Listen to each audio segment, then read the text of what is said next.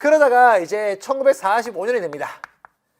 이제 일본의 패망이 거의 확실시되는 상황 속에서 이제 어디에서 얄타에서 회담이 열렸다라는 거예요.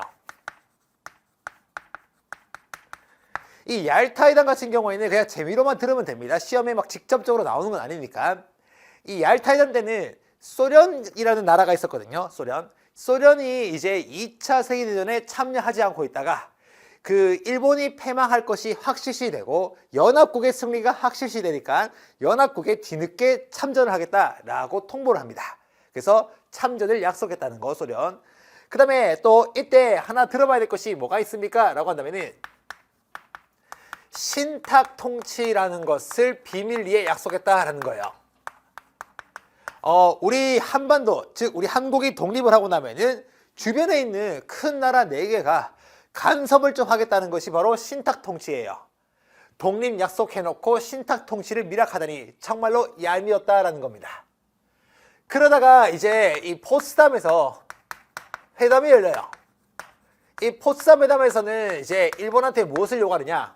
포기하라는 거예요. 그래서 일본한테 무조건 항복을 요구했으나 일본이 항복하지 않고 간을 잡고 봐요. 왜 일본은 바로 항복하지 않았냐면은 전쟁에서 패배를 하면은 배상금을 지불해야 되고 손해가 막심하거든요. 최대한 손해를 보지 않기 위해서 간 봅니다. 그러니까 미국이 안 되겠다라고 해서 원자폭탄을 2방 날려요. 히로시마에 한 방, 나가사키에 한 방 딱 날리니까 원자폭탄 맞고 깜짝 놀랐던 일본. 아노 스미마생 하면서 바로 항복을 하게 되면서 우리는 언제 8월 15일 날 광복을 맞이하게 됩니다. 8.15 광복. 됐죠? 자, 요것이 이제 주변에 있었던 나라들의 국제회의였고 사실상 카이로 회담 정도만 좀 들어보면 될 겁니다. 한편 우리나라 독립운동가들은 어떠한 활동을 하고 있었습니까? 라고 한다면 상황을 한번 보자고요. 자, 당시 이 한반도가 이렇게 있을 것이고 우리 그 무장투쟁할 때 배웠었는데 민족주의 진영의 대표적인 세력이 뭐였습니까? 대한민국 임시정부였죠. 대한민국 임시정부. 그래서 이 대한민국 임시정부 같은 경우에는 충칭이라는 곳에 있었고 권력구도 한번 들어봐야 되는데 이때 리더 주석이 누구였습니까? 라고 한다면 김구였고요. 그 다음에 부주석도 꼭 기억해야 되는데 부주석은 김규식이었습니다. 김규식 같은 경우에는 우리가 언제 들어봤냐면은 파리 강화회의에 파견되었던 그 인물이다 라고 임시정부 할 때 들어봤습니다. 됐죠? 한편 요 위쪽에 가면은 예난이라는 지역이 있었는데요. 예난이라는 지역에는 사회주의 진영이 있었고 정부가 만들어진다고 했어요. 그 정부가 뭐였냐면은 조선 독립동맹이었습니다. 독립동맹이었고 이 조선 독립동맹의 주석, 짱, 리더가 누구였느냐? 김두봉이었습니다. 여기까지 됐죠? 그 다음에 국내에 있는 단체를 봐야 되는데 이 국내에 있는 단체는요 주황색으로 한번 표현해 볼 거예요. 이때는 조선 국내에 있는 뭐가 만들어지냐? 조선 건국동맹이라는 것이 1944년에 만들어집니다. 이것을 만든 인물은 여운형이라는 인물인데요. 자, 지금부터 현대사를 이해하기 위해서는 저랑 약속을 좀 할 건데 어떤 약속을 할 거냐면요. 2차 세계대전이 끝나고 나서는 전 세계의 판세가 2가지로 나뉘는 거예요. 뭐냐? 한 세력은 사회주의 진영이 될 것이고 또 한 세력은 자본주의 진영이 될 거예요. 오케이? 그래서 과거의 민족주의자들이 거의 자본주의로 이어졌다라고 생각하면 되는데 이 사회주의자들을 갖다가 뭐라고 하느냐? 좌익이라고 표현할 거고요. 그 다음에 자본주의 진영을 갖다가 우익 이렇게 표현하는 거예요. 그래서 이 그 세력이 총 4단계로 나뉘거든요. 이렇게 딱 일자로 있을 때 완전히 사회주의자를 갖다가 뭐라고 하느냐? 극좌파라 그래요. 뭐 대표적인 인물 외울 필요 없습니다. 김일성, 박헌영 이런 사람들이 있고요. 그 다음에 완전 우익 진영을 갖다가 극우파라 그래요.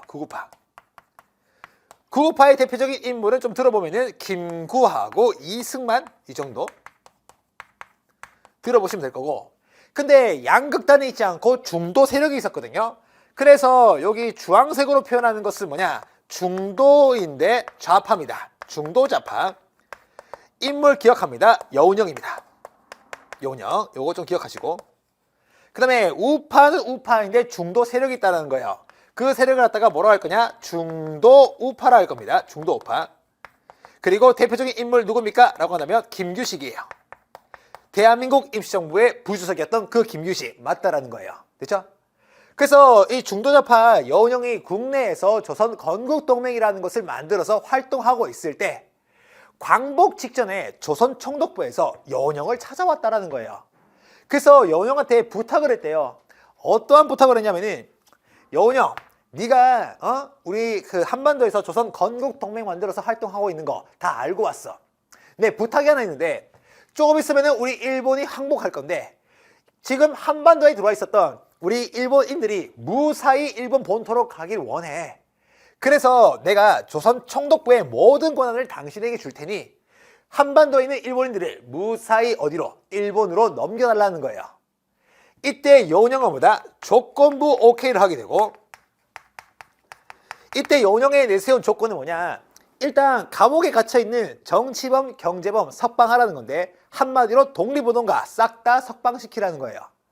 그리고 너희가 일제강점기 제3기에 공출제, 배급제 한다고 해가지고 식량 다 가져갔잖아. 3개월치 식량 확보해라.